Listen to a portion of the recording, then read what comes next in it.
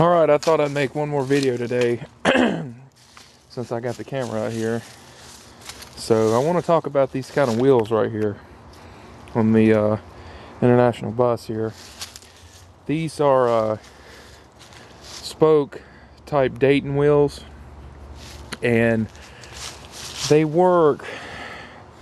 kind of work the same way as the Bud style wheels. You know, instead of Bud style wheels having like the lug nuts right in the center, the Daytons have them like a star pattern around the hub. And it's actually as strong as the Dayton type. The Daytons are actually as stronger as the Bud type wheels. Just they don't need as many lugs because the force of the wheel doesn't work as hard on these lugs as it does the Buds. So anyway, a lot of people on YouTube have buses like this, but they're really scared to touch them, these kind of wheels like this, because they're dangerous, and they are. The thing of it is, this wheel, the tire right here, is a 920 tire on here, and it's a split rim essentially. See, there's a split.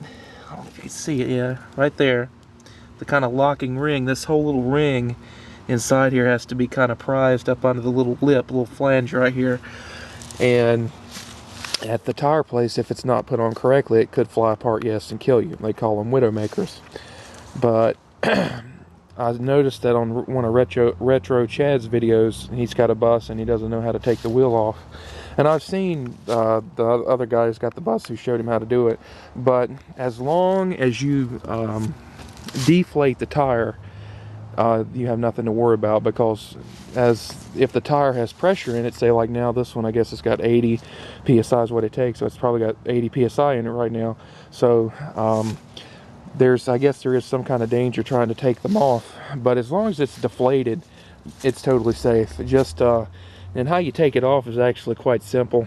You just undo the main bolts right here around. You just in mine, my lug, the bolts here are 1 1/4 inch, not 1 1/2 like the Bud type wheels. So just get a deep socket and just jack up the bus. You need maybe a 10 or 12 ton jack with some blocks. Just jack it up. Make sure the tire's deflated.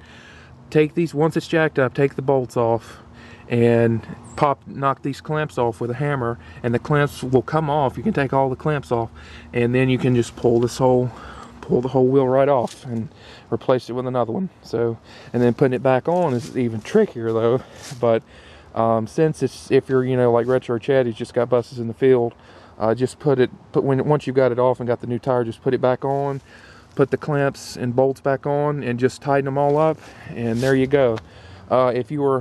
It's a little bit different, if you're putting them on for highway use.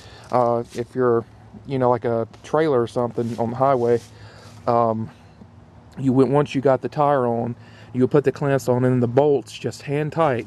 And what you need to do is take a cup or like a water bottle or something and put it like right here at the bottom, and you spin the wheel. And as you're spinning the wheel, you tighten one bolt at a time, and what that does is you could put this on wheel wobbly, you could put it on kind of lopsided, and it would spin wrong and it wouldn't spin true. And so once you do that, you put the water bottle down there and you tighten up all the wheels, as the water bottle's down there, to get the wobble out of them. And then after you've got them really tight and it's straight and true, you just tighten up the bolts as hard as you can. So that's pretty much it, and hope that helped, because I know a lot of people had questions on them. So the back are actually pretty much the same thing. Well, let me show you the back before I cut it off here. The back wheels, they're not that hard either. They're a little more involved. The back wheels is the same principle. You just jack it up on the axle, and you take the clamps off right there, and then you pull the wheel off, and then there's a spacer. I don't know if you can see it. It's too dark. There's a spacer between the wheel.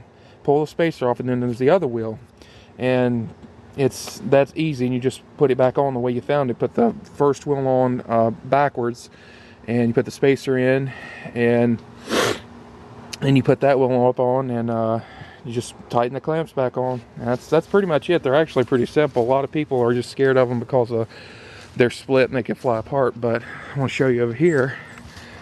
I've actually went out and taken the liberty to buy the 22.5 tubeless rims, and I got these 6 right here for $300. And here's the spacers. This is the spacer I'm talking about.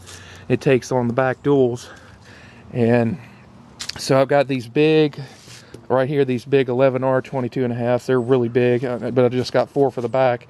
And these are 265 by 75 22.5. These are low pro tires right here, and I want to get some more 11Rs. So I just haven't put them on yet, but I'm getting around to it. I just need to get me a 12-ton jack and some blocks. So yeah, that's pretty much it for the wheels. I mean, like I said, they're tricky. Yeah, they look really tricky, but just deflate the wheel, the split rim, and you could just jack it up and pop it off like a regular tire. So hope that helped some people. So like I said, have a good one and be safe.